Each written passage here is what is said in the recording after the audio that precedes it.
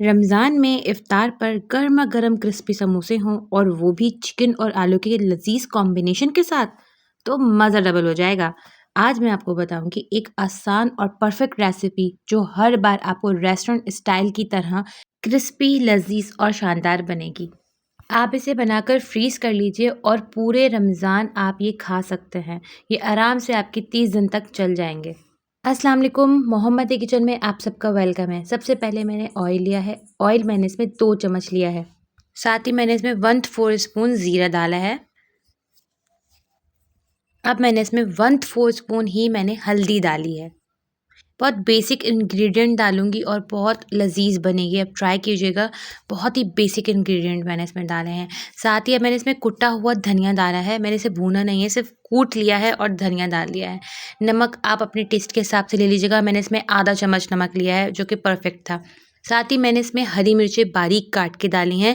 मैंने इसमें लाल मिर्चें नहीं डाली, मैंने सिर्फ हरी मिर्चें इस्तेमाल की हैं और मैंने बारीक बारीक काटी हैं। मैंने इसके अंदर हरी मिर्चों का पेस्ट नहीं डाला, मैंने सिर्फ हरी मिर्चों को बारीक बारीक काट के डाला है। हरी मिर्चों का जायका इसके अंदर बहुत ही मज़े का आता है। साथ ही मैंने इसमें 2 मीडियम साइज़ के आलू को बॉईल करके मैश कर लिया था। मैश मैंने बिल्कुल बारीक मैश नहीं किया था, थोड़े थोड़े मोटे मोटे चंक्स मैंने छोड़ दिए थे। बहुत ज़्यादा मोटे नहीं और ज़्यादा बारीक भी नहीं, बस हाथ से ऐसे ही रफली मैश कर लिया था।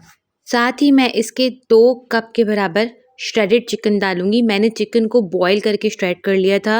मैंने चिकन के अंदर कुछ नहीं डाला था, ना नमक ना मिर्च, जस्ट पानी में मैंने इसको बॉईल किया था और उसी पानी में ड्राई कर लिया था। वो पानी मैंने वेस्ट नहीं किया था, थोड़ा सा पानी डाला था और उसी में चिकन बॉईल करके ड्राई कर ली थी। और इसमें नमक और काली मिर्च कुछ भी नहीं डाला था, बस इसको मैंने श्रेड करके डाला है। आपसे मेरी रिक्वेस्ट है कि प्लीज़ मेरे चैनल को सब्सक्राइब कीजिए, मेरी वीडियोस को लाइक कीजिए, अपने फ्रेंड्स एंड फैमिली को मेरी रेसिपीज़ शेयर कीजिए। आप कोई सजेशन देना चाहें तो मुझे ज़रूर बताइए। आप कमेंट्स में अपना फीडबैक भी ज़रूर दे सकते हैं।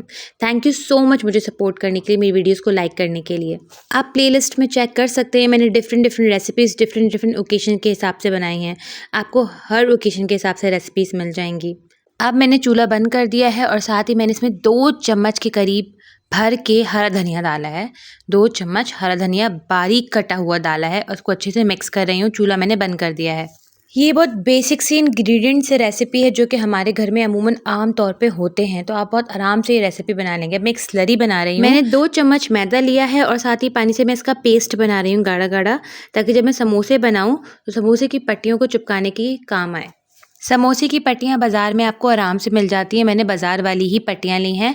अब मैं आपको फ़ोल्ड करने का तरीका बताऊँगी। फ़ोल्ड करने का बहुत ही आसान तरीका है, आपको बेशक आता होगा।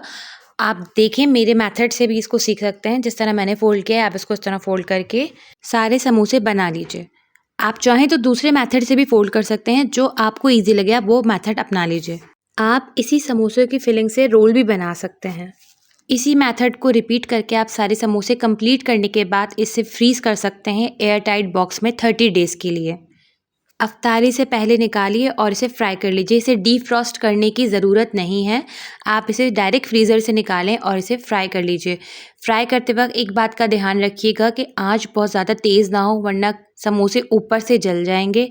आप इसको मीडियम टू लो फ्लेम के ऊपर अगर इसे डीप फ्राई करेंगे तो इसका कलर बहुत शानदार आएगा, गोल्डन कलर आएगा। क्रिस्पी गोल्डन लजीज आलू और चिकन के समोसे रेडी हैं, जो बिल्कुल परफेक्टली रेस्टोरेंट स्टाइल के बने हैं। आप ये रेसिपी ट्राई करने के बाद मुझे कमेंट में फीडबैक ज़रूर दीजिएगा, मैं वेट करूँगी। अब चलती हूँ, मिलूंगी किसी नेक्स्ट रेसिपी में। इस दुआ के साथ अल्लाह ताला हम सब के दस्तरखान हमेशा आबाद रखें। आमीन सुम्मा आमीन। अल्लाह हाफ़िज़।